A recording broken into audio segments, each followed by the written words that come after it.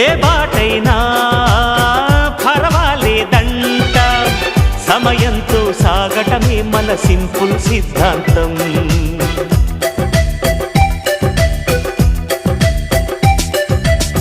చిరుగాలికి పరిమళమిచ్చే సిరిమల్లెల వనమై ఉందాం, గగనాన్ని నేలను కలిపే హరివిల్లుల బంతెన అవుదాం. ఆనందం అంటే అర్థం మనమందా, ప్రతి పూట పాటై సాగే హుషారు సరిగమలో. ఎన్నో ఎన్నో రాగాలుండే సంగీతం కాదా, చల్లకి నవ్వుల కేరింత.